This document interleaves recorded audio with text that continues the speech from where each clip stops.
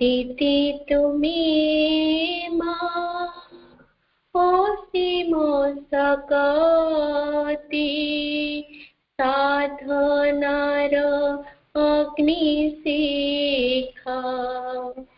কেতে তপস্যার পুণ্য ফল তুমি কেতে তপস্যার পুণ্য ফল তুমি দিয় থরে তুম দেখা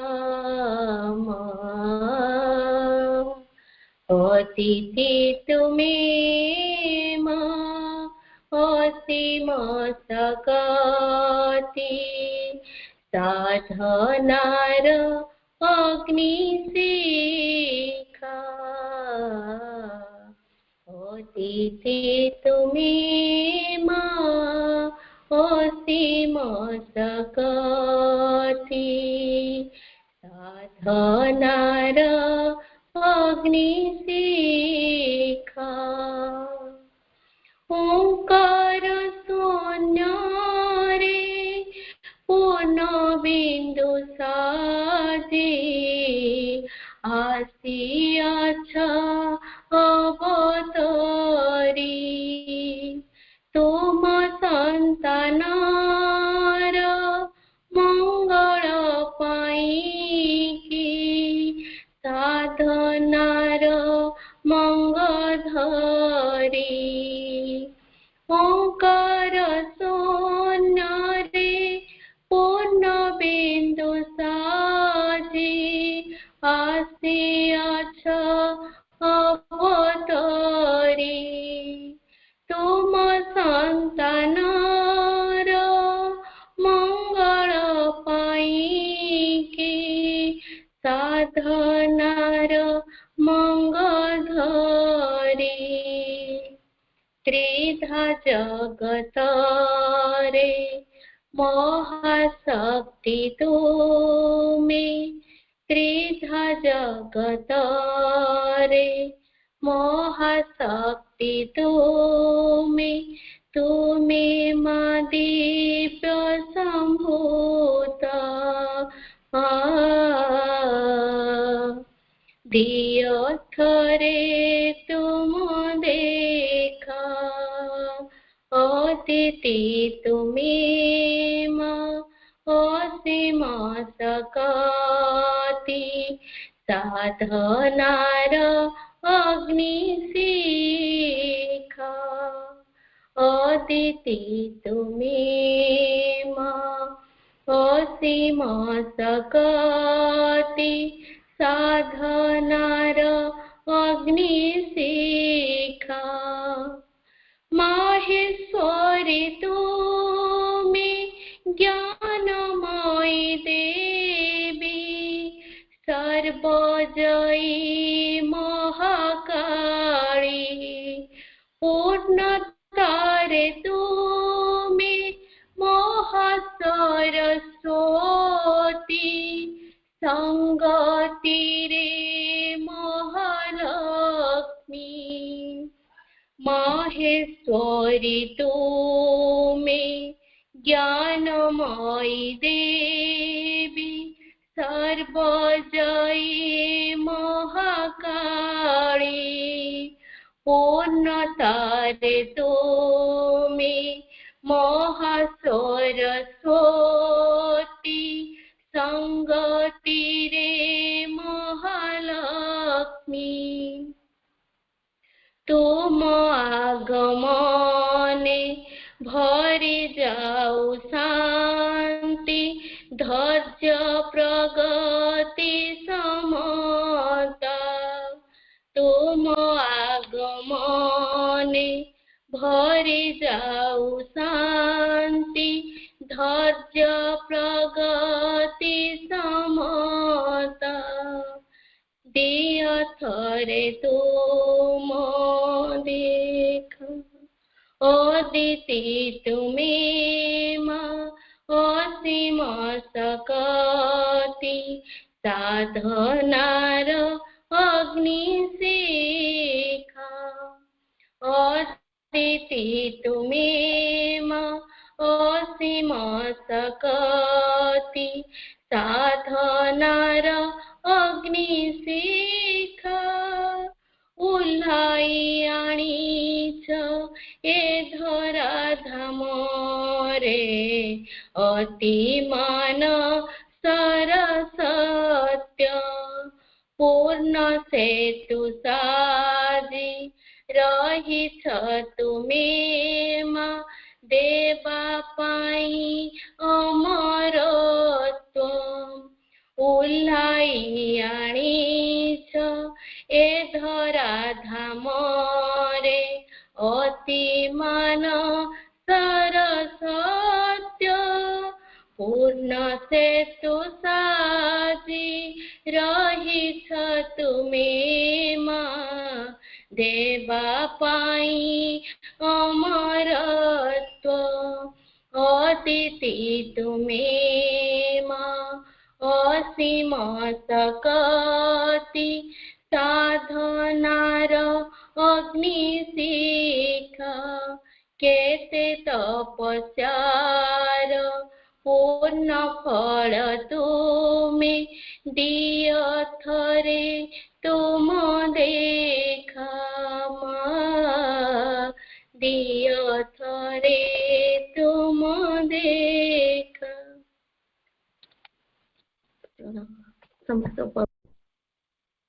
नमस्कार बंधुगण आज विषयटी रही तो कहते परम करुणा ग्रहण स्तरा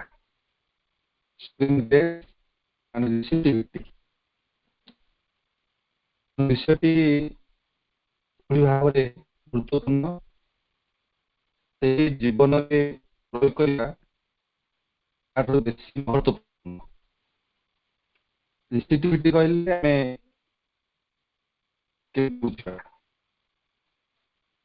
ना कहते जिते रिवोल्ट कर revolt the doors of the restrictivity are closed विद्रोह करने ग्रहण तार द्वार गुड़िक बंद हो जाए तो जीवन टी आम एभली भाव काटुंट बहुत समय आमर विद्रोह मनोभाव रोचे अभियोग करवा विद्रोह करवा कलिकजिया करवा गंडगोल करवा कौन चर्चा करवा परनिंदा करवा यदि एभली कथा आम कि करूँ रिसीप्टिविटी जो पावर आम रही गोटे बेस्ट क्वालिटी गोटे गुणावली से आम गोटे गुण ताले कौन हो तार जो द्वार सब रही सब क्लोज हो by revolt the doors of receptivity are closed जदि द्वारटी बंद हो आम किभली भाव से परम करुणा को ग्रहण कर भावतु तेणु आम जगर मूल भित्ति जहाँ भी घटुची घटू से सब भगवान ज्ञात मो पड़ोसी हो मो परिवार हो मो संगठन हो मो मातृ परिवार हो बाहर हो चाकरी क्षेत्र हो बिजनेस क्षेत्र हो सबु क्षेत्र में गोटे बालांस कौन कथा नहीं व्यस्त हवा विव्रत हवा भांगी पड़ा डिप्रेशन चली नैराश्य चली मोटे नुहे आम जुगे आम सहित माँ अच्छा ये एत बड़ कथा जो आम शुणुंट प्रेजेन्स बसवास करवा जी जगत जननी जी यूनिवर्सल मदर जी सुपर कन्सेंट जी आम सहित अच्छा जी इंडिविजुअल बीइंग होती मन कहीं भांगी पड़ो जदि विद्रोह कहीं करुच्ची तेणु ये विद्रोह किसी प्रमाणित करुच्ची मोर भितर किसी कमी रही बराबर आम देखा मन पाखे हो प्राण पाखे हो शरीर पाखे हो ताले विद्रोह आसुठू ना भाइटर आसुच्ची प्राणिक क्षेत्र में उत्तेजना ये विद्रोह करवा जहाँ सब असामंजस्य से आसे तेणु रिसीव करने भगवत परम करुणा अहरह वर्षा होची आम सहित रही तेणु तीनोटी ग्रेस काम करुच्ची गोटे हूँ हायर ग्रेस गोटे है कॉमन ग्रेस गोटे है सुपर ग्रेस। कॉमन ग्रेसटा आम जानते समस्त में समान सूर्य किरण हो पवन बही जा हो वर्षाटी समग्र विश्व वातावरण को ठंडा करदे हो ये सब कथा गोटे समान भाव परिचालित हो समान समस्त समान समान अनुपातिता तेणु यहाँ हूँ कॉमन ग्रेस आम सब जानते। हायर ग्रेस हूँ माँ कहते जिते आम चाहिए माँ मु केवल तुमको चाहे हे भगवान हे परम हे परमेश्वर मु केवल तुमको चाहे मु केवल तुमर आई वांट ओनली यू माँ बराबर कहते आम यही कथा कहवा हे भगवान मु तुमको चाहे आ कि चाहे ना ये कौन कर ना हायर ग्रेस काम कर तेणु परम करुणा महजूद अच्छी आम रिसीव कर पारे से सब द्वार खोली जाए तेणु रिसीव कला बेलू आमको सब शांत रहा पड़ो काम क्वाइट पीस साइलेंस ताहले क्षेत्रटी रेडी हो जदि सब गोटे विद्रोह भाव में गंडगोल मनोभाव थी मनटी अशांत हो अस्थिर होले केबे भी भगवत परम करुणा काम करें ना। तेणु हाई ग्रेस हूँ आम चाहिए हे भगवान मु तुमको चाहे I want only you more किसी दरकार ना मो माँ का पक्ष मो सहित माँ अच्छा माँ सहित मुझे आम एकीभूत एक अच्छु सी जी मुझे ये अनुभव आसो। सुपर ग्रेस हूँ कौन ना सी आमको रूपांतर कर बुझिपारे सुपर ग्रेसटा हूँ आमको ट्रांसफॉर्म कर परफेक्शन दब रूपांतर कर पूर्णता दब से सुपर ग्रेस। तेणु कॉमन ग्रेस हायर ग्रेस और सुपर ग्रेस तीनोटी ग्रेस कम कर तेणु यही जो कथा रहा जे आम किभली भाव रिसीव करवा ना से आमको आस्पायर करा पड़ो मोर ग्रहणशीलता वृद्धि हम से मुझे चाहूँगी कि निज प्रश्न कर निजक सब कथा आम आम आरंभ करवा अन्य को किसी कह आवश्यक ना मुझे रिसीव करुच्ची माँ फोर्स कम करुच्ची माँ को लाइट कम करुच्ची माँ को शक्ति कम करुच्ची माँ मो सहित अच्छा मुझे माँ को सानिध्य को प्रेजेन्स को अनुभव कर तेणु आस्पायर करा पड़ो जे मो भितर से रिसीप्टिविटी ग्रोथ हो आगे वृद्धि लाभ करू समृद्धि लाभ करू से कौन कर माँ कहले कौन करा पड़ो ना it is when we are preparing for greater receptivities that we feel empty आम महत्तर ग्रहणशीलता गुड़िक लगी प्रस्तुत हाँपाई आमको खाली हाँ पड़ो आम अनुभव करिया मु संपूर्ण खाली जदि पूर्ण हो खाली केमती खाली बोले कौन आम जो भाव में संपूर्ण निजक आबद्ध कर रखी आबद्ध संपूर्ण चैत्य घोड़े अच्छी निज पाखे से गर्व अच्छी दंभ अच्छी अहंकार अच्छी अहम बोध अच्छी कामना वासना भर्ती अच्छी ओल्ड हैबिट्स अच्छी अनेक डिजायर्स रही फैशन रही केते प्राइड रही केते वैरायटी अच्छी सब भर्ती अच्छी खाली केमती तो निकाल देले से जीवनी तेणु ये कौन हम ना ग्रेसटा कम कर जिते जिते ग्रेसटा वर्षा कर आम उपर डिसेंड कर कौन हम ना आम भर गोटे शुद्धपूत मनोभाव आसो विशुद्धिकरण आसो तो जिते मुझे आड़की पाखे पाखे पाखे जाऊँगी क्लोजर होती निकटवर्ती होती से मो भर जहाँ सब रही वीकनेस दुर्बलता सब कटि कटि कटि कटि जीव गुड़िया पानी अच्छी ग्लास रे जिते मु परिष्कार पानी ढाली आ गुड़िया पानी चिन्ह रही आस्ते आस्ते जिते जिते जिते परिष्कार पानी भर्ती हम आस्ते आस्ते आस्ते आस्ते गुड़िया पानी बाहरी चलीज निष्कासन हो सब बोईज शुद्ध पानी तेणु आम जिते परम करुणा प्रति निजक खोली धरवा आस्ते आस्ते कौन हम ना सी आम भर प्रवेश कर कम कर तेणु सुपर ग्रेसटा हूँ सब पावरफुल कौन सब कथा को अनेक भाग में कहते फिजिकल रिसीप्टिविटी कहते वाइटल रिसीप्टिविटी कहते इमोशनल रिसीप्टिविटी मेंटल रिसीप्टिविटी ପାଞ୍ଚରେ ଶାରୀରିକ ରେସିଟିଭିଟି, ଛଅ ଇଣ୍ଟରନାଲ ରେସିଟିଭିଟି, ସାତ ହଉଛି ମେଣ୍ଟାଲ ରେସିଟିଭିଟି। ତ ଏ କଣ କହିଲେ ଫିଜିକାଲ ଶରୀର ଯାହା ଆଉ ଜଡ଼ତା ଅଛି, ଆବଶ୍ୟକତା ଅଛି, ପରିବର୍ତ୍ତନ ବିମୁଖତା ଅଛି, ବେଳେ ଚାହୁଁନି, ଏତେ ବର୍ଷ ଭିତରେ ରହିଛି ଆଳସ୍ୟ ଭର୍ତ୍ତି ହେଇକି।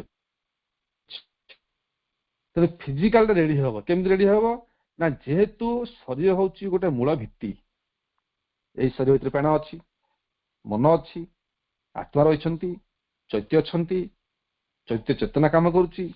ତେଣୁ ଏ ଶରୀର ଯିଏକି ସୌନ୍ଦର୍ଯ୍ୟକୁ ପରିପ୍ରକାଶ କରିପାରିବ, ତେଣୁ ଶରୀରକୁ ସେଇଭଳି ମୁଁ କରିବି ଗ୍ରହଣଶୀଳ, ଗ୍ରହଣ କରିବ। Physical receptivity, the receptivity that one should not have expect towards the divine। ଶାରୀରିକ ଗ୍ରହଣଶୀଳତା, ଏହି ଗ୍ରହଣଶୀଳତା କେବଳ ଦିବ୍ୟ ପରମସତ୍ତା ଲାଗି ରହିପାରେ, ଅନ୍ୟଥା ଆଦୌ କିଛି ନୁହେଁ। ଅନ୍ୟଥା ଆଦୌ ନୁହେଁ। ଶରୀରଟି କେବଳ ହେ ଭଗବାନ ତୁମରି ପାଇଁ, ଏଇ ପ୍ରେୟାର ରହିବ। ଏ ଶରୀରଟି ତୁମରି ଦାନ। ଏ ଶରୀର ହଉଛି ଗୋଟେ ମନ୍ଦିର। ଏ ଶରୀର ମନ୍ଦିର ଭିତରେ ମା ତୁମେ ହିଁ ଅଛ। ତୁମେ ହଉଛ ଅନ୍ତର୍ନିବାସୀ। ତୁମେ ମୋର inner guru, inner teacher, inner guide, inner lighter. ତୁମେ ସିକ୍ରେଟ ଗୁରୁ। ତୁମେ ପରା ସେଇ ପ୍ରଚ୍ଛନ୍ନ ଗୁରୁ। ତୁମେ ମୋ ଭିତରେ ଅଛ, ସମସ୍ତ ମଧ୍ୟରେ ତୁମେ ହିଁ ଅଛ। ତେଣୁ ଏ ଶରୀରଟି ଏଇ କଥାକୁ କନସିୟସଲି ଅନୁଭବ କରିବ। ଯଦି ଅନୁଭବ କରିପାରୁନାହିଁ ତାହେଲେ ଶରୀର କୌଣସି ମୂଲ୍ୟ ନାହିଁ। ଅନ୍ୟଥା ଆଦୌ ନୁହେଁ। ଶରୀରଟି ପ୍ରତିଟି ମୁହୂର୍ତ୍ତରେ ସିଏ ଭଗବାନଙ୍କର ମେସେଜକୁ ଗ୍ରହଣ କରୁଥିବ, ଫୋର୍ସକୁ ଗ୍ରହଣ କରୁଥିବ, ଲାଇଟ୍ ଗ୍ରହଣ କରୁଥିବ, ନିଜେ ଆଲୋକିତ ହଉଥିବ, ଦିବ୍ୟ ପରମ ସତ୍ତା ଲାଗି ରହିବ। ଆଉ କାହା ପାଇଁ ନୁହେଁ, ଫିଜିକାଲିଟି ପାଇଁ ନୁହେଁ, କାମନା ବାସନା ପାଇଁ ନୁହେଁ, ପ୍ରାଣର ଉତ୍ତେଜନାକୁ ସାବ୍ୟସ୍ତ କରିବା ତା ବି ନୁହେଁ, ଏନ୍ଜୟମେଣ୍ଟ ପାଇଁ ନୁହେଁ, ସମ୍ଭୋଗ ପାଇଁ ନୁହେଁ, ଡିଜାୟାର୍ସ ପାଇଁ ନୁହେଁ। ଶରୀରଟି ମା କେବଳ ତୁମରି ପାଇଁ। ଏ ଯୋଉ ପ୍ରେୟାରଟା ଦେଖନ୍ତୁ ଆଜ୍ଞା, ଏଇଭଳି ଭାବରେ ଯଦି ଆମେ ଅହରହ ଗୋଟେ ଭିତରେ ଆମର ମନ୍ଥନ ଚାଲିଥିବ ନା, ଏମିତି ବାଗରେ ଶରୀରଟି ରେଡି ହେଇଯିବ, ଶରୀର ଭିତରେ ଆସିଯିବ ସୌନ୍ଦର୍ଯ୍ୟ ପରି ପ୍ରକାଶିତ ହବ। ଇନର ଲାଇଟଟା ଏତେ ଗ୍ରୋଥ ହେଇଯିବ, ଆମେ ଆସ୍ତେ ଆସ୍ତେ ଲାଗୁଥିବ ମତେ ଶରୀରଟା ଭାରି ସହାୟକ ହଉଛି। ଖରାରେ ଗଲେ ସେମିତି କିଛି ମତେ ବାଧକ ହଉନି। ମୁଁ ଏତେ କାହିଁ ଯୋଉ ଉଷ୍ମତା, ଏତେ ଗୁଳୁଗୁଳି ଅନୁଭବ କରିପାରୁନି, କି ଥଣ୍ଡାରେ ଗଲେ ଥଣ୍ଡା ବି କିଛି ମତେ କାଟୁ କରୁନି। କାରଣ ଶରୀର ଭିତରେ ଗୋଟେ ଆସିଗଲାଣି ଆଡପ୍ଟେବିଲିଟି। ସେ କିଛି ଗ୍ରହଣ କରୁଛି, ଶକ୍ତି କାମ କଲାଣି, ମାଙ୍କ ଫୋର୍ସ କାମ କରୁଛି, ମାଙ୍କ ଶକ୍ତି ସମ୍ପୂର୍ଣ୍ଣ ଶରୀରକୁ ୟୁଜ କରୁଛି। ହେ ମା ମତେ ୟୁଜ କର, ମା ତୁମେ ମତେ ବ୍ୟବହାର କର। ତେଣୁ ଶରୀରଟି ଏଇଭଳି ଏଇଭଳି ଏଇଭଳି ଅହରହ ଗୋଟେ ପ୍ରେୟାର କରୁଥିବ। ଏଇଟା ହଉଛି ଫିଜିକାଲ ରେସିଟିଭିଟି। କେବଳ ଭଗବାନଙ୍କ ପ୍ରୀତ୍ୟାର୍ଥେ ସେ ଚାହୁଁଥିବ।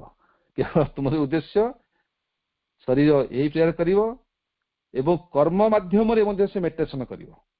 ଶରୀରଟି କର୍ମ ମାଧ୍ୟମରେ ଧ୍ୟାନ କରିବ, ପ୍ରେୟାର କରିବ, ଅହର ଲାଗି ରହିଥିବ, ଅନୁଭବ କରିଥିବ ମୁଁ ସେଇ ପରମଙ୍କୁ ଧାରଣ କରିଛି। ମୁଁ ସାମାନ୍ୟ ଗୋଟେ ଶରୀର ନୁହେଁ, ମୁଁ ଗୋଟେ ଜଡ଼ ନୁହେଁ, ମୁଁ ଗୋଟେ ଏମିତି ଗୋଟେ ଖୋଳପା ନୁହେଁ, ମୁଁ ନିଜେ ଗୋଟେ ମନ୍ଦିର। ମୋ ମନ୍ଦିର ଭିତରେ ମୋର ଅଛନ୍ତି ଅନ୍ତର୍ନିବାସୀ ଦିବ୍ୟ ପୁରୁଷ, ଡିଭାଇନ ବିଇଙ୍ଗ ଅଛନ୍ତି। ମୁଁ ପରମ ଧାରଣ କରିଛି।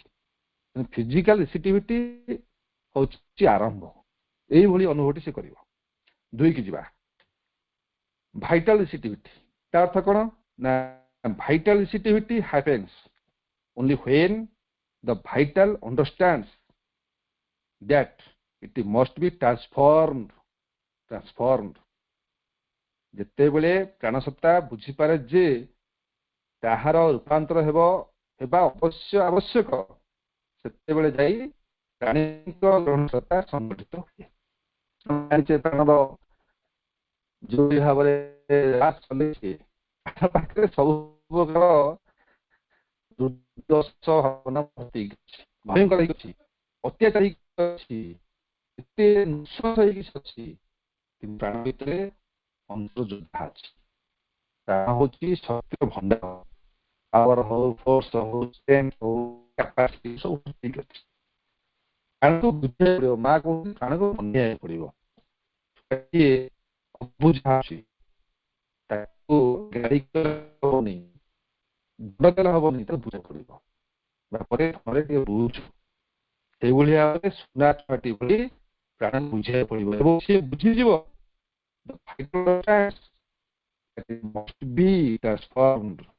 ସେ ଏଭଳି ଭାବରେ ଯେତେବେଳେ ସେ ବୁଝିଲା ନିଜେ ସହମତି ପ୍ରକାଶ କରିବ, ନାଇଁ ନାଇଁ ନାଇଁ ନାଇଁ ଏଇ ଯୋଉ ଲୋୟର ଭାଇଟାଲରେ ମୁଁ ବସବାସ କରୁଛି, ନାଇଁ ଏଇଟା ମୋ ଜୀବନ ନୁହଁ।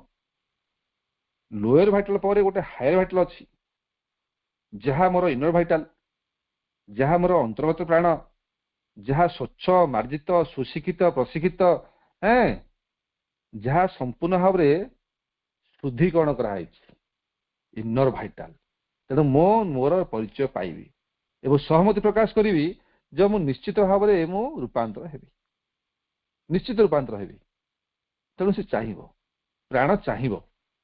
ଆଚ୍ଛା, ଏଇଠି ଆମେ ଟିକେ ବୁଝିବା ପ୍ରାଣକୁ ସେଇ ଦିଗରେ ମନେଇବା ପାଇଁ, ସେଇ ଦିଗରେ ପରିଚାଳିତ କରିବା ପାଇଁ, ସେଇ ଦିଗରେ ଆଗେଇ ନେବା ପାଇଁ ତା ପାଇଁ କ'ଣ ଦରକାର? ଟିକେ ବସିଲେ, ବହି ପଢିଲେ, ମାଙ୍କର ଶବ୍ଦରେ ଶୁଣିଲେ, ମେଡିଟେସନ ହବ, କନସେନ୍ଟ୍ରେସନ ଟିକେ ହବ। ଏମିତି ବହି ଆମର ପୁରାଣ ଗୋଟେ ପ୍ରେୟାର ହଉଛି, ସାବିତ୍ରୀ ପାଠ ହଉଛି, ସୂତ୍ର ପାଠ ହଉଛି, ହଉଛି ନା ନାଇଁ? କେତେ ଶ୍ଲୋକ ହଉଛି ନା ଟିକେ ପରିବାର ଶାନ୍ତ ହେଇଯିବ, ତାପରେ ବିଷୟ ପ୍ରବେଶ କରିବା।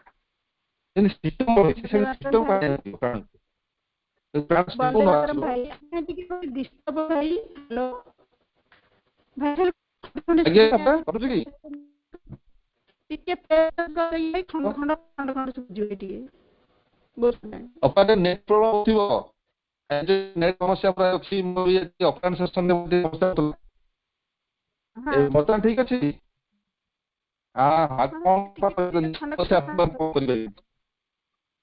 ହଁ ହଁ, ନହେଲେ ମୁଁ କଟେଇକି ଆଉ ଥରେ ଯୋଡି ଯାଉଛି।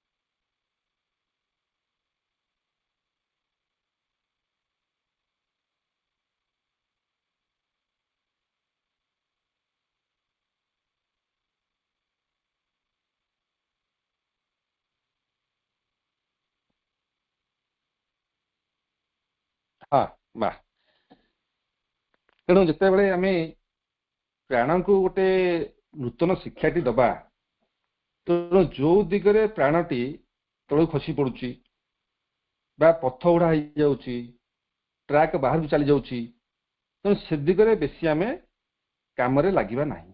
ଯୋଉ ଦିଗରେ ପ୍ରାଣ ଶାନ୍ତ ହଉଛି, ଯେଭଳି ଭାବରେ ସେ ସୁଶିକ୍ଷିତ ହେଇପାରିବ, ପ୍ରଶିକ୍ଷିତ ହେଇପାରିବ, ଏଜୁକେଟେଡ ହେଇପାରିବ, ଆମକୁ ସେଇ ଦିଗରେ ଲଗାଇବାକୁ ପଡିବ। ତେଣୁ ପ୍ରାଣ ପାଖରେ ଗୋଟେ ଅନ୍ତର ପ୍ରାଣ ରହିଛି, ଏତେ ଫ୍ରଣ୍ଟକୁ ଯିବ, ତାର ଫୋର୍ସ ରହିଛି, ପାୱାର ରହିଛି, ଷ୍ଟ୍ରେନ୍ଥ ରହିଛି। ତେଣୁ ସେଇ ଦିଗରେ ଯେତେବେଳେ ମନ, ପ୍ରାଣ ଏବଂ ଶରୀର ଏ ତୁନିକୁ ନେଇ ଏ ତିନି ଜଣ ଏଇଭଳି ଭାବରେ କାମଟି କରିବେ, ବୁଝିବେ।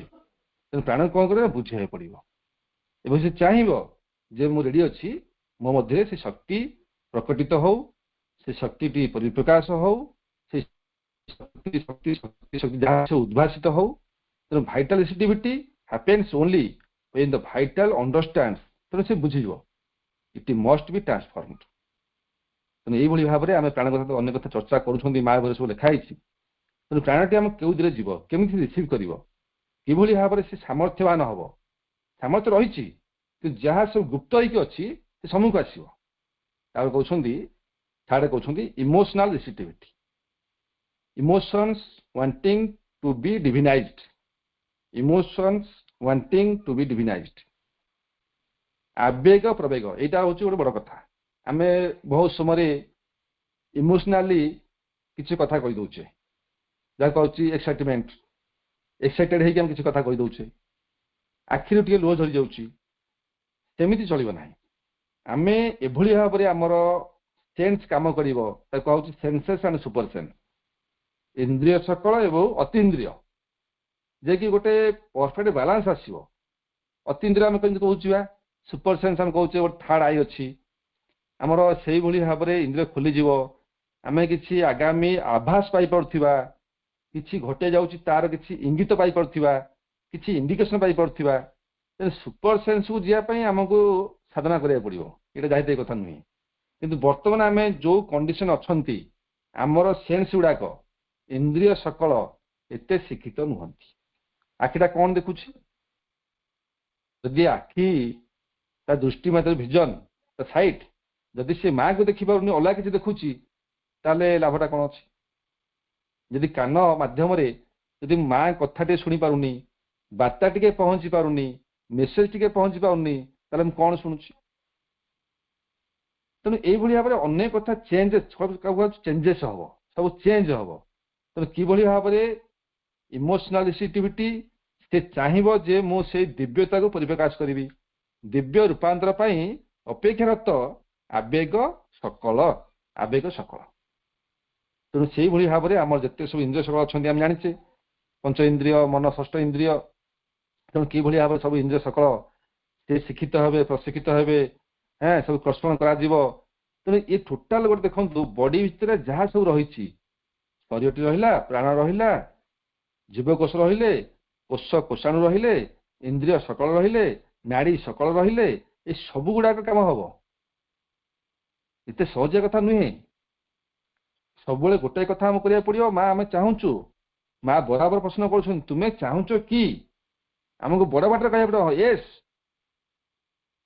ହଁ ମା ମୁଁ ସତରେ ଚାହୁଁଛି, ଟ୍ରୁଲି ମୁଁ ଚାହୁଁଛି, ମୋ ଭିତରେ ସେଇ ଆସ୍ପିରେସନ ଅଛି, ସେଇ ଆସ୍ପାୟାର ଅଛି, ମୁଁ ସିନସିୟରଲି ଚାହୁଁଛି, ମୁଁ କନସିୟସଲି ଚାହୁଁଛି।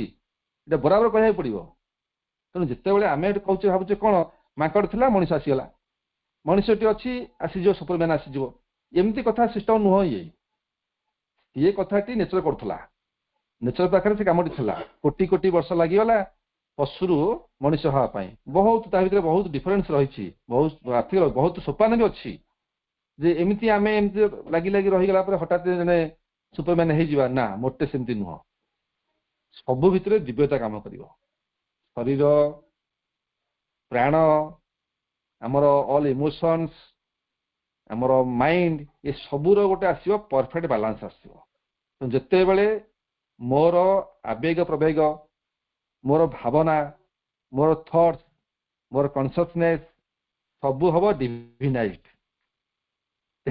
ମୋଟାମୋଟି ଆସିବ କଣ ନା, ଗୋଟେ ଉଚ୍ଚାରଣ ଆଚରଣ ଭିତରେ ଆସିବ, ବାଲାନ୍ସ ଆସିଯିବ।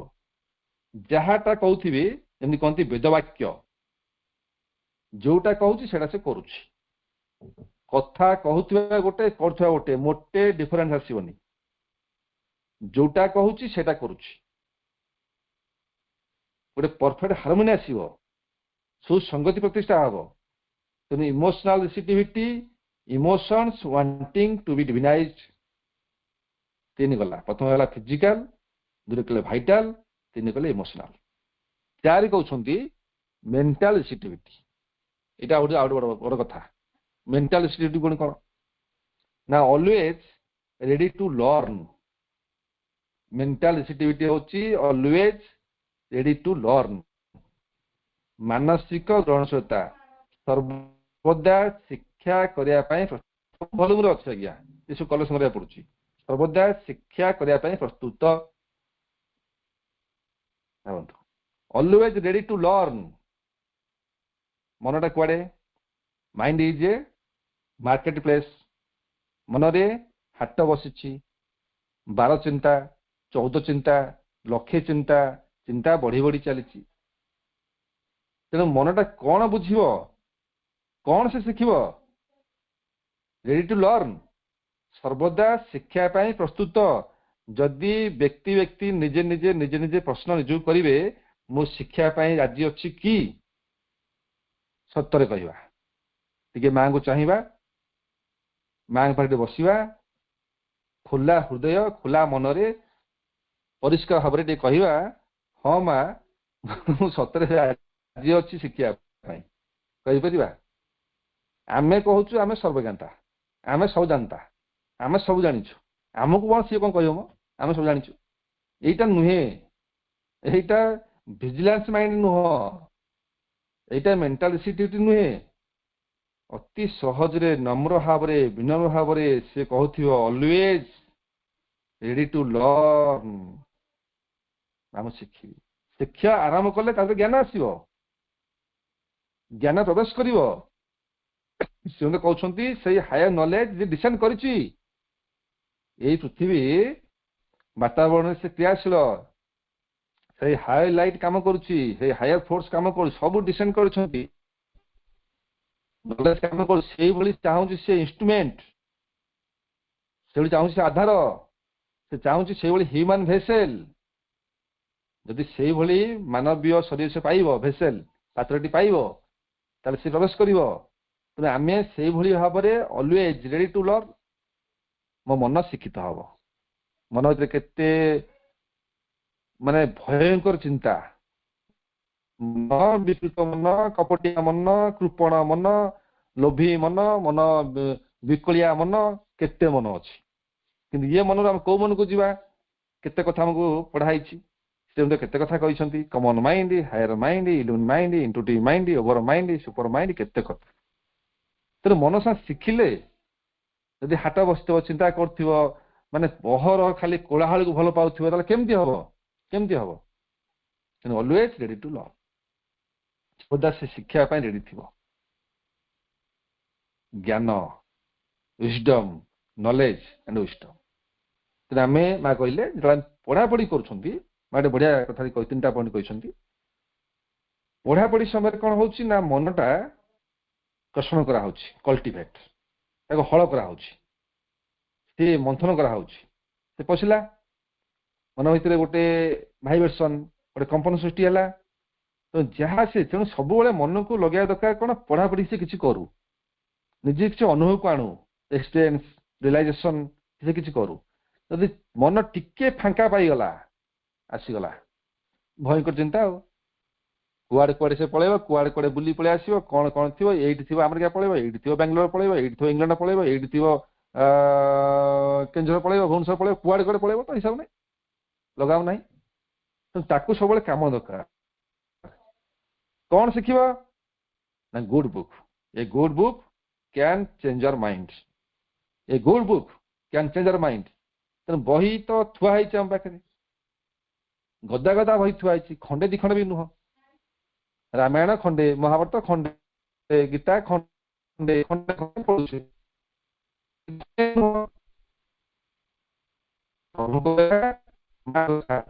हिसाब करदेले पाखापाखि हेलानी तेणु आमको से दिगरे अहर लगे पड़ो ऑलवेज रेडी टू लर्न मैं कहले पढ़िया पढ़ला जोटा हूँ अंडरलाइन जहाँ तुमको टच कला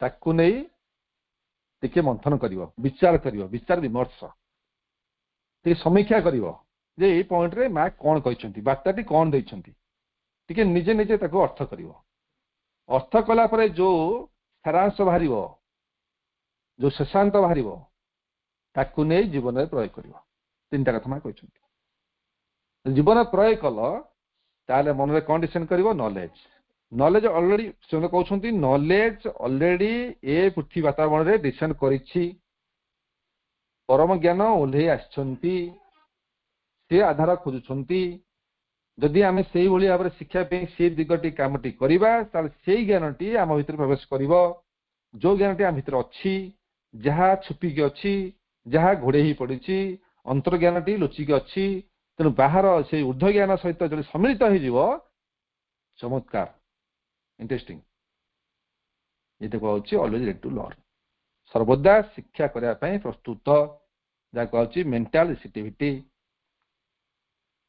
4 गला 5 कहते साइकिक रिसेप्टिविटी ये आउ गोटे भयंकर कथा psychic receptivity the psychic response joyously to the ascending force सी तो घोड़े अच्छी आसे असेंडिंग फोर्स को कौन आनंद सहित ग्रहण कर तो पोती अच्छी मन प्राण शरीर कोलाहल सी भद्र व्यक्ति घोड़े अच्छा ସାଇକିକ ପୁରୁଷ ସେ ତ ସମୟ ପୋତି ହେଇଗଲେ, ସଂଗୃତ ହେଇକି ଅଛନ୍ତି, ସମୟକୁ ଆସିପାରୁନାହାନ୍ତି, ଦାୟିତ୍ୱ ନେଇପାରୁନାହାନ୍ତି, ଚୈତିକରଣ ହେଇପାରୁନି, ଚୈତ୍ୟ ଅଧୀନକୁ ମାନେ ଆସୁନାହାନ୍ତି। ଯେତେବେଳେ ଚୈତ୍ୟ ଅଧୀନକୁ ମାନେ ଆସିବେ, ମନଟି ଆସିବ, ପ୍ରାଣଟି ଆସିବ, ଶରୀରଟି ଆସିବ। ଏଠି ମା କଣ କହିଲେ? Psychic receptivity means the psychic response joyously to the ascending force। ଚୈତ୍ୟ ଯିଏକି ଗୋଟେ ସୁନା ମୁଣ୍ଡାଟିଏ, ସୁନା ଛୁଆଟିଏ, ହୀରା ମୋତି ମାଣିକଠାରୁ ଆହୁରି ମୂଲ୍ୟବାନ, ଗୋଟେ ମୂଲ୍ୟବାନ ରତ୍ନଟିଏ। ସେ ଚାହୁଁଛି, ସେ ଜାଣେ ଭଗବାନଙ୍କୁ, ସେ ଜାଣେ, ସେ ଜାଣିଛି ପରମକୁ, ସେ ଜାଣିଛି, କିନ୍ତୁ ତାକୁ ବନ୍ଧ ପକେଇଲେ କିଏ? ନା outer mind, outer vital, outer physical. ଇଏ ତିନିଟା ଏଭଳି ଭାବରେ କୋଳାହଳ କରୁଛନ୍ତି, ନଏଜ କରୁଛନ୍ତି, ସିଏ ତା କାମ କରିପାରୁନାହିଁ। କାରଣ ଭଦ୍ର ବ୍ୟକ୍ତି, ସେ କିଛି କମ୍ପ୍ଲେନ ନାହିଁ, କିଛି ସେ ଅଭିଯୋଗ କରିବେନି। ଯେତେବେଳେ ଏସବୁ ଆସ୍ତେ ଆସ୍ତେ ଟିକେ ଡିଭିନାଇଟି ହେଇଯିବେ, ଶରୀର, ପ୍ରାଣ, ଆମର ଇମୋସନ୍ସ, ଆମର ମେଣ୍ଟାଲ ବିଙ୍ଗ, ଆସ୍ତେ ଆସ୍ତେ କଣ ହବ ନା ଚୈତ୍ୟ ରେସ୍ପଣ୍ଡ କରିବ। Psychic response joyously to the ascending force। ଚୈତ୍ୟ ସତ୍ତା ଆରୋହଣ କରୁଥିବା ଶକ୍ତିକୁ ଲାଗି ଉଲ୍ଲସିତ ହୋଇ ପ୍ରତ୍ୟୁତ୍ତର ଦେଇଥାଏ। ତେଣୁ ଯୋଉ ଶକ୍ତିଟା ଡିସେଣ୍ଡ କରୁଛି, ଯେମିତି ଆମେ ବହୁତ ସମୟ ଏକ୍ସାମ୍ପଲ ଦଉଛେ, ଘରେ ବଲ୍ବଟା ଜଳିବ, ଡାଇରେକ୍ଟ ଆସି ଜଳିଯିବ? ତେଣୁ ଯୋଉ ତାରଟି ପଡୁଛି ସେଟା କଣ? ସାଇକିକ ବିଙ୍ଗ। ମଝିରେ ଅଛି ଝରଣା, ସେ ପାଖରେ ଝରଣା ଅଛି, ଏ ପାଖରେ ମହାସମୁଦ୍ର ଅଛି, ସଂଯୋଗ କରୁଛି କି ନଦୀ, ନଦୀଟା ହଉଛି ସାଇକିକ ବିଙ୍ଗ। ସ୍ରୋତ, ମା ବସୁଧାଙ୍କୁ ଅନେକ ଦୃଷ୍ଟାନ୍ତ ଦେଇ ବର୍ଣ୍ଣନା କରିଛନ୍ତି। ଝରଣାରୁ ପାଣି ଝରିଲା, ତେଣୁ ଯୋଉ ସ୍ରୋତ ବହି ଚାଲିଛି, ଯୋଉ ବ୍ରିଜ ରୂପରେ କାମ କରୁଛି, ଯିଏ କନେକ୍ସନ ଦଉଛି, ସେ ନଦୀ, ଝରଣା, ନଦୀ, ମହାସମୁଦ୍ର। ତେଣୁ ଆମର ଚୈତ୍ୟ ଯିଏ ପରମକୁ ଜାଣେ, ଯିଏ ସେଠି ରହିଲେ ତାଙ୍କ ସହିତ ଯିଏ ଯୋଡ଼ି ଦେଇପାରିବ, ସେ ହେଲା ସାଇକିକ ବିଙ୍ଗ। ତେଣୁ ଯାହା ସିଏ ଆଣୁଛନ୍ତି ତାକୁ ସେ ରେସ୍ପଣ୍ଡ କରୁଛି। ତେଣୁ ସିଧାସଳଖ ଏମାନେ ରେସ୍ପଣ୍ଡ କରିପାରୁନାହାନ୍ତି, ମନ ସିଧାସଳଖ ରେସ୍ପଣ୍ଡ କରିପାରୁନି। ବିଷୟଟି କଡ଼ା ଅଛି, ଏମାନେ ରେସ୍ପଣ୍ଡ କରିପାରୁନାହାନ୍ତି। ରେସ୍ପଣ୍ଡ କରିବାରେ ସହଯୋଗ କିଏ କରେଇବ? ନା ଚୈତ୍ୟ କରେଇବ।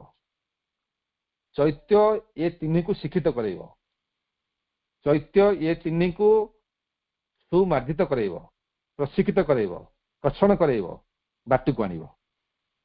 ତାହେଲେ ଚୈତ୍ୟକୁ ଏମାନେ ଗ୍ରହଣ କରିବେ, ଚୈତ୍ୟ ଅଧୀନକୁ ଆସିବେ, ଚୈତ୍ୟକରଣ ଘଟିବ। ସେତେବେଳେ ଆମେ କହିପାରିବା psychic receptivity, the psychic response joyously to the ascending force। ସେ ଯାହା ଗ୍ରହଣ କରିବ ସେଇ ହିସାବରେ ଏମାନେ କାମଟି କରିବେ। ଇଏ ହଉଛି ଗୋଟେ ଗୋଟେ ପ୍ରାକ୍ଟିସ, ଅଭ୍ୟାସ। ଇଏ ହଉଛି ପୁରା ପ୍ରାକ୍ଟିକାଲ, ନୋ ଥିଓରି। ୟାକୁ ବୁଝିବା, ଏସବୁ ଦିଗରେ ନିଜକୁ ପରିଚାଳିତ କରିବା, ଏ ଦିଗରେ ଆମେ ଯେତେ ଅଧିକ ଧ୍ୟାନ ଦେବା। ତାପରେ କହିଲେ, ଥରେ କହୁଛନ୍ତି ଇଣ୍ଟିଗ୍ରାଲ ରିସିଟିଭିଟି। ଇଣ୍ଟିଗ୍ରାଲ ତା ଅର୍ଥ କଣ? ନା the whole being is aware of the divine. The whole being is aware of the divine will and obeys it। ତାକୁ ମାନିବେ। ହୋଲ ବିଙ୍ଗ ଆସିଗଲେ କିଏ କିଏ ଆସିଗଲେ? ଚୈତ୍ୟ ସତ୍ତା, ମନ ସତ୍ତା, ପ୍ରାଣ ସତ୍ତା, ଶରୀର ସତ୍ତା। ସମସ୍ତେ ଗୋଟିଏ ସ୍କେଲ ରହିବେ, ସମସ୍ତେ ଏକମୁଖୀ ହେବେ, ସମସ୍ତଙ୍କ ଦ୍ୱାରା ଗୋଟେ ଇଣ୍ଟିଗ୍ରାଲି ସମସ୍ତେ ସମସ୍ତେ ସମସ୍ୱର ହୋଇ ଯେମିତି କହନ୍ତି, ହେ ଭଗବାନ ରକ୍ଷା କର, ମନ ପ୍ରାଣ ଶରୀର ସବୁ ଏକୀଭୂତ ହେଇଯିବେ। The whole being is aware of the divine will. ତୁମର ସମଗ୍ର ସତ୍ତା ପରମ ଦିବ୍ୟ ଇଚ୍ଛା ସମ୍ପର୍କରେ ସଂଜ୍ଞାନ ହୋଇ ରହିଥିବେ ଏବଂ ତାଙ୍କର ନିର୍ଦ୍ଦେଶ ପାଳନ କରିବେ, ତାଙ୍କ ଅର୍ଡର ପାଳନ କରିବେ। ତେଣୁ ଏଇ ରକମର କାମଟି ହବ। ଛଅରେ କହୁଛନ୍ତି ଆମର ସମଗ୍ର ସତ୍ତା ପରମ ଦିବ୍ୟ ଇଚ୍ଛାଟିକୁ ସମ୍ପୂର୍ଣ୍ଣ ଭାବରେ ମାନିବାକୁ ବାଧ୍ୟ। ସୁନ୍ଦର କହିଲେ all here must learn to obey higher law. All here ଆମେ ଯୋଉମାନେ ସବୁ ଏଠି ଅଛେ, all here must learn to obey higher law. Our body cells must hold to the immortal flame. ବୁଝିପାରିଲେ? All here must learn to obey higher law. ଆମେ ଏମିତି ଖାମଖିଆଲ ଭାବରେ ଯେ ଚଳିଯିବା ସେମିତି କିଛି ନାହିଁ। ଆମ ସମସ୍ତଙ୍କୁ ସେଇ ଉଚ୍ଚତର ନିୟମ ମାନିବାକୁ ବାଧ୍ୟ। ଯୋଉମାନେ ଆମେ ଯୋଗ ଜୀବନ ଚାହୁଁଛେ, ଅଲଗା ଜୀବନ ଅଲଗା କଥା, କମନ ଲାଇଫ ଜୀବନ ସେ ଅଲଗା କଥା, ସେ ତାଙ୍କର ଖାଇବେ କମେଇବେ ଡ୍ୟାନ୍ସ କରିବେ ସେ ଅଲଗା କଥା। ଆମେ ଯୋଉମାନେ ଯୋଗ ଜୀବନ ପାଇଁ ଆସ୍ପାୟାର କରିଛେ, ଆସ୍ପୃହା ଅଛି, କିଛି ସମଥିଙ୍ଗ ନ୍ୟୁ ଚାହୁଁଛେ, କିଛି ଡିଭାଇନ ଲାଇଫ ଚାହୁଁଛେ, କିଛି ନୂଆ ଜୀବନ ଚାହୁଁଛେ, ନ୍ୟୁ କନସିୟସନେସ ବଞ୍ଚିବାକୁ ଚାହୁଁଛେ, ସେଇଟା ପାଇଁ କୁହାହଉଛି। ଏଇଟା ହଉଛି କଥା। ସାମୟିକ ଗ୍ରହଣଶୀଳତା ହଉଛି ତୁମର ସମଗ୍ର ସତ୍ତା ପରମ ଦିବ୍ୟ ଇଚ୍ଛାଟି ସମ୍ପର୍କରେ ସଂଜ୍ଞାନ ହୋଇ ରହିଥିବେ ଏବଂ ତାହାର ନିର୍ଦ୍ଦେଶ ପାଳନ କରୁଥିବେ। ଇଏ କଣ ଯାଇତାଇ କଥା? ରାତାରାତି ହେଇଯିବ ନା ଗୋଟେ ଦିନ ପ୍ରୟାସରେ ହେଇଯିବ? ଲାଗି ରହିବାକୁ ପଡିବ। ପର୍ସିଭରାନ୍ସ, ଅଧ୍ୟବସାୟ, ବିଜୟ ସୁନିଶ୍ଚିତ, ଲାଗି ରୁହ, ଲାଗି ରହିବାକୁ ପଡିବ। ମା କହୁଛନ୍ତି have faith, the victory is certain. ବିଶ୍ୱାସ ରଖ, ବିଜୟ ସୁନିଶ୍ଚିତ। ତେଣୁ ହୋଲ ବିଇଂ କେମିତି କାମଟି କରିବେ, ଏଇଭଳି ଭାବରେ ରିସିପ୍ଟିଭିଟି କାମ କରୁଛି। ଆସିଲା ଫିଜିକାଲରୁ vital, emotional, emotional mental, mental physical, sorry psychic, ସାଇକିରୁ ଆସିଲା ଇଣ୍ଟିଗ୍ରାଲ। ଏଇଟା ହଉଛି ଆମ କାମ। ଏଇଟା ହଉଛି ସବୁଠୁ ଚୂଡାନ୍ତ ଶେଷ କଥାଟି। ଏଇଭଳି ଆମେ କାମଟି କଲେ ଟୋଟାଲ ଗୋଟିଏ ମନ ଚାହୁଁଥିବା ଗୋଟେ କଥା, ପ୍ରାଣ ଚାହୁଁଥିବା ଗୋଟେ କଥା, ସେମିତି ହବନି। ସମସ୍ତେ ସେଇ ସମାନ କଥାରେ ରାଜି ଥିବେ। ସମସ୍ତଙ୍କ ସେ ଗୋଟେ କାମ ଯେ ଆମେ ତାଙ୍କୁ ଚାହୁଁଛେ। I want only you. I want only you. ଏ ପରମ ମୁଁ ତୁମକୁ ଚାହୁଁ। ତାପରେ ଲାଷ୍ଟ କହୁଛନ୍ତି ଏଇଟା ତ ଆମ ପାଇଁ ଚ୍ୟାଲେଞ୍ଜ, ସୁପ୍ରାମେଣ୍ଟାଲ ରିସିପ୍ଟିଭିଟି। ଲାଷ୍ଟଟା କହୁଛନ୍ତି ସୁପ୍ରାମେଣ୍ଟାଲ ରିସିପ୍ଟିଭିଟି, ରିସିପ୍ଟିଭିଟି ଅଫ ଟୁମୋରୋ। ଅତି ମାନସିକ ଗ୍ରହଣଶୀଳତା, ଯାହାର ଅର୍ଥ ଏହି ଗ୍ରହଣଶୀଳତା ଆଗାମୀ କାଲି ପାଇଁ ଉଦ୍ଦିଷ୍ଟ, ଯାହା ଆମ ପାଇଁ ସିଦ୍ଧାନ୍ତ, ଯାହା ଆମ ପାଇଁ ଅନିବାର୍ଯ୍ୟ, ଯାହା ଆମ ପାଇଁ ପ୍ରଭୁଙ୍କର ସ୍ୱପ୍ନ। 5 ଡ୍ରିମ୍ସ ପଢୁଛୁ ଆମେ, ଆସନ୍ତା କାଲି ପାଇଁ ଉଦ୍ଦିଷ୍ଟ। ଯାହା କାଲି ସକାଳେ ଘଟିବ, ଯାହା ଘଟିବାକୁ ଯାଉଛି, ଯାହା ଅବଶ୍ୟମ୍ଭାବୀ, ଯାହା ନିର୍ଦ୍ଦିଷ୍ଟ କରାଯାଇଛି, ଯାହା ସୁନିଶ୍ଚିତ, ଯାହା ଧ୍ରୁବ, ଯାହା ସତ୍ୟ, ଏହି ଗ୍ରହଣଶୀଳତା ଆଗାମୀ କାଲି ପାଇଁ ଉଦ୍ଦିଷ୍ଟ। ସୁପ୍ରାମେଣ୍ଟାଲ ରିସିପ୍ଟିଭିଟି, ଦ ରିସିପ୍ଟିଭିଟି ଅଫ ଟୁମୋରୋ। ଆମେ ଯେଉଁମାନେ ଭାଇ ଭଉଣୀ ମାନେ ସମସ୍ତେ ମାତୃ ପରିବାର, ଗୋଟେ ବିରାଟ ସଂଗଠନ, ସମସ୍ତେ ସଂଗଠିତ ହେବା ପାଇଁ ପ୍ରୟାସ କରୁଛନ୍ତି। ସମସ୍ତ ମଧ୍ୟରେ ଗୋଟିଏ ବାସନା ଅଛି, ଉଚ୍ଚତର ବାସନା, ଯେ ଆମେ ଗୋଟେ ଡିଭାଇନ ଲାଇଫ ପାଇବା, ଦିବ୍ୟ ଜୀବନରେ ରୂପାନ୍ତରିତ ହେବା, ଗୋଟେ ନୂଆ ଜୀବନକୁ ପ୍ରାପ୍ତ କରିବା। ଯେମିତି ସେ କହିଲେ ସମସ୍ତଙ୍କ ପାଇଁ ଦୁଇଟି କଥା। ପ୍ରଥମ କଥା, ସମସ୍ତେ ମାଙ୍କୁ ଭଲ ପାଅ। ପ୍ରଥମ ମେଡିସିନ, ମାଙ୍କୁ ଭଲ ପାଅ। ଏବଂ ସିଏ ଭଲ ପାଇବାରେ କୌଣସି ଅହଙ୍କାର ରହିବନି, ସ୍ୱାର୍ଥ ରହିବନି, ଦାବି ରହିବନି। ଅନକଣ୍ଡିସନାଲ, ସର୍ତ୍ତ ନାହିଁ, ସର୍ତ୍ତ ବିହୀନ, ନିଃସର୍ତ୍ତ, ନିଃସ୍ୱାର୍ଥପର, ନିଜ ଅହଙ୍କାର ରହିବନି, ସ୍ୱାର୍ଥ ରହିବନି, ଦାବି ରହିବନି। କେବଳ ମାଙ୍କୁ ଭଲ ପାଅ, କେବଳ ମାଙ୍କୁ ଭଲ ପାଅ, ଆଉ ସବୁ କିଛି ତୁମ ପାଇଁ କରିଦିଆଯିବ, କାଲି ପାଇଁ ଯାହା ଉଦ୍ଦିଷ୍ଟ। ଦୁଇରେ କହିଲେ ସମସ୍ତେ ଦିବ୍ୟ ଜୀବନ ପାଇଁ ଆସ୍ପୃହା କର, ଡିଭାଇନ ଲାଇଫ ହିଁ ଆସ୍ପାୟାର କର, to change earth life to life divine. এই ପାର୍ଥିବ ଜୀବନ ଦିବ୍ୟ ଜୀବନରେ ପରିଣତ ନିଶ୍ଚିତ ହବ। ତେଣୁ କାଲି ପାଇଁ ଯାହା ଉଦ୍ଦିଷ୍ଟ ସେଟା ହଉଛି ସୁପ୍ରାମେଣ୍ଟାଲ ସିଚୁଏସନ। ଶକ୍ତି ଡିସେଣ୍ଡ କରିଛି, କେତେ ରହସ୍ୟ ଖୋଲିଛି, କେତେ କାମ ହେଇଛି, ମା କେତେ ସଫରିଂ ନେଇଛନ୍ତି, ସେ କେତେ ବଡ ଆତ୍ମ ଉତ୍ସର୍ଗ କରିଛନ୍ତି, ଗ୍ରେଟ୍ ସାକ୍ରିଫାଇସ୍, ଗ୍ରେଟ୍, ଏତେ ବଡ ଉତ୍ସର୍ଗ ଘଟଣା ଘଟି ଯାଇଛି, ବର୍ତ୍ତମାନ ଶକ୍ତି କାମ କରୁଛି। ତେଣୁ ଆମେ ଯୋଉମାନେ ସେଇଭଳି ଭାବରେ ରିସିଭ୍ କରିପାରିବା ତାହେଲେ ଆମେ ଆଉ ଗୋଟେ ଷ୍ଟେପ୍ ଉଠିବା। ସୁପ୍ରାମେଣ୍ଟାଲ ରିସିଟିଭିଟି, ତାର ଅର୍ଥ ଦ ରିସିଟିଭିଟି ଅଫ୍ ଟୁମର, କାଲି ଯାହା ଘଟିବାକୁ ଯାଉଛି। ଆମ ପାଇଁ କୌଣସି କାହାଣୀ ନୁହେଁ, କୌଣସି ଇତିହାସ ନୁହେଁ, କୌଣସି ପୌରାଣିକ ନୁହେଁ, କୌଣସି କାଳ୍ପନିକ ନୁହେଁ, ସତ୍ୟ ସତ୍ୟ ସତ୍ୟ, ଯାହା ସିଦ୍ଧାନ୍ତ କରାହେଇଛି, ଯାହା ନିଷ୍ପତ୍ତି ନେଇଛନ୍ତି, ନିଷ୍ପତ୍ତି ଡିସିସନ ନେଇଛନ୍ତି, ମା ଶ୍ରୀଅରବିନ୍ଦ ନିଷ୍ପତ୍ତି ନେଇଛନ୍ତି। ତାପରେ ଜଣେ ପଚାରିଲେ ମାଙ୍କୁ ଯେ ମା ଆମେ ତ କହି ଚାଲିଛୁ, ଆମେ ଚାହୁଁଛୁ, ଇଏ ଚାହୁଁଛୁ, ସେ ଚାହୁଁଛୁ, ଅନ୍ୟ କଥା ଭଗବାନ ମାଗୁଛୁ, ଭଗବାନ ଆମଠାରୁ କିଛି ଚାହାନ୍ତି କି?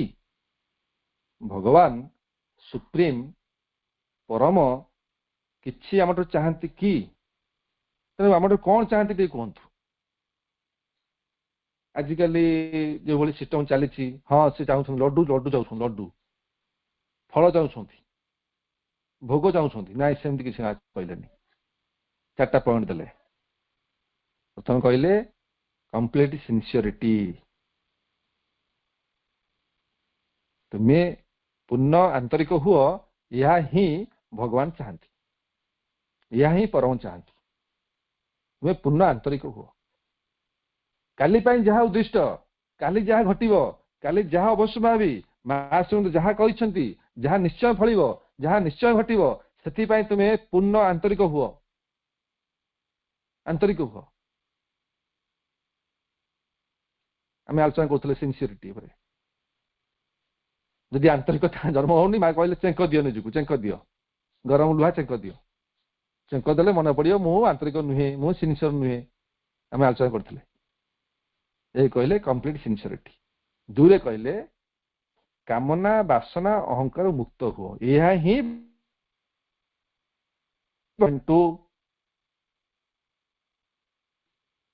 ଫ୍ରି ହୁଅ, free from all desires, all old habits, all ego ସ୍ୱାର୍ଥଭର୍ତ୍ତିକ ଅଛି। ତେଣୁ ତୁମେ କାମନା ବାସନା ଅହଙ୍କାର ମୁକ୍ତ ହୁଅ। ପଏଣ୍ଟ 2, ଏହା ହିଁ ଭଗବାନ ଚାହାନ୍ତି। ତୁମେ କଣ ଭଗବାନ ଦେଇପାରିବ? କାମନା ବାସନା ଅହଙ୍କାର ମୁକ୍ତ ହବା, ଇଏ ତ ଆମ ପୁନର୍ଯୋଗର ହଉଛି ବଡ କଥାଟେ। ଇଏ କଣ ଜାହିତେ ଯୋଗ?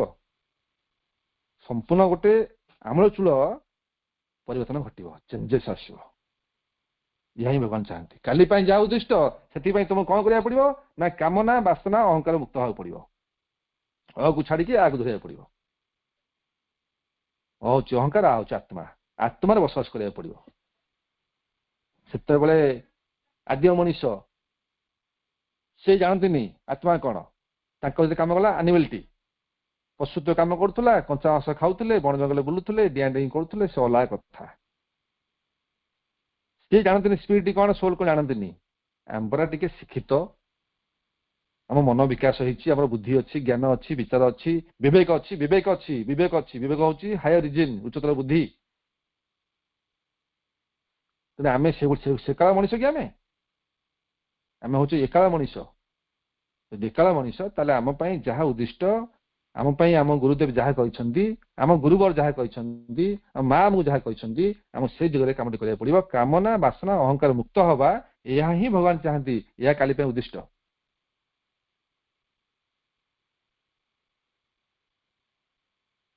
ତିନିରେ କହୁଛନ୍ତି ସାଇଲେନ୍ସ ମାଇଣ୍ଡ ଆଣ୍ଡ ରିସିପ୍ଟିଭିଟି, ଏଇଟି ପଏଣ୍ଟଟା ଦେଇଛନ୍ତି। ଗ୍ରହଣଶୀଳ ଏବଂ ନିରବ ମନ, ରିସିପ୍ଟିଭିଟି ଆଣ୍ଡ ସାଇଲେନ୍ସ ମାଇଣ୍ଡ। ଗ୍ରହଣଶୀଳ ହୁଅ, ନିଜକୁ ଖୋଲି ଦିଅ, ନିଜେ ରେଡି ହୁଅ, ନିଜେ ପ୍ରିପେୟାର ହୁଅ, ପ୍ରସ୍ତୁତ ହୁଅ। ହଁ ମା ମୁଁ ରେଡି ଅଛି, ଗ୍ରହଣଶୀଳ ହୁଅ।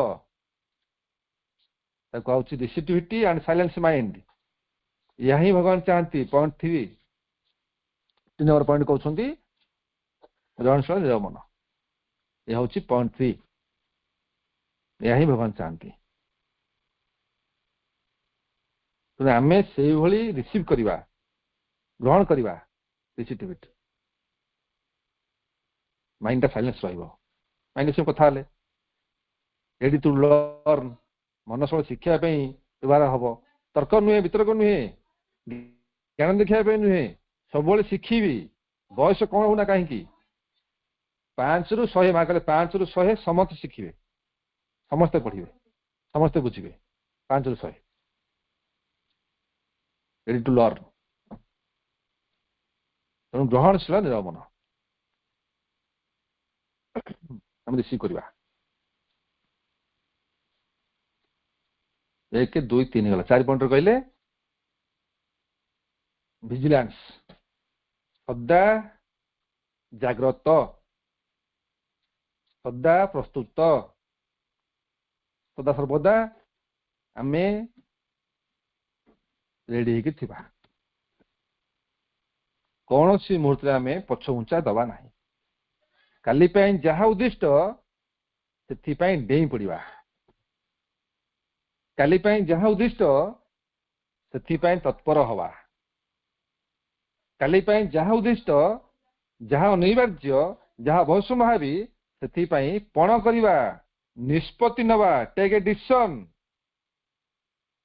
ପଛଘୁଞ୍ଚା ନାହିଁ। ଆମେ ହେଲେ ବୀର ସୈନିକ ଗଣ, ପଛଘୁଞ୍ଚା ନାହିଁ। ମା ତୁମ କଥାରେ ଆମେ ହଁ ଭରିଛୁ, ତୁମେ ଯାହା କହିବ ଆମେ ତାହା ହିଁ କରିବୁ। ମୁଁ ତାହା ହିଁ କରିବି, ଆଇ ସାଲ୍ ଡୁ। ତୁମେ ଯାହା ନିର୍ଦ୍ଦେଶ ଦେବ ମୁଁ ତାହା ହିଁ କରିବି, ଆଇ ସାଲ୍ ଡୁ।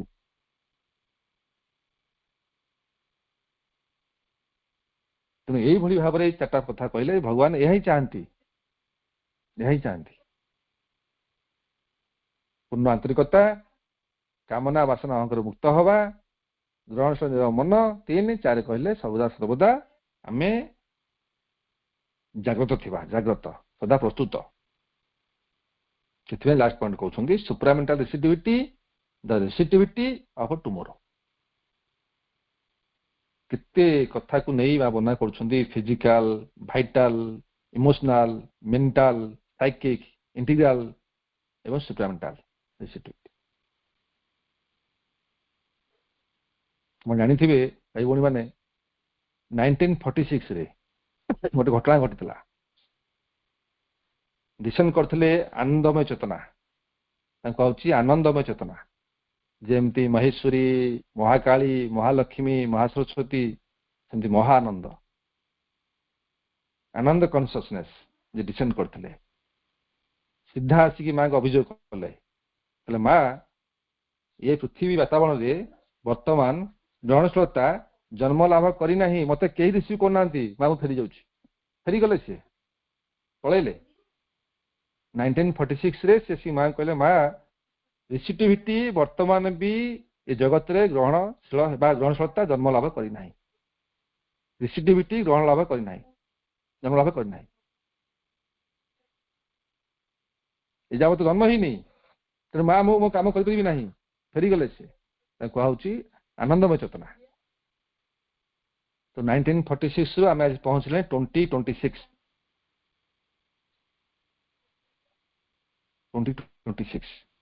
ତେଣୁ ଆହୁରି ସିନ୍ସିୟର ହବା, ଆଉ ଲାଗି ରହିବା।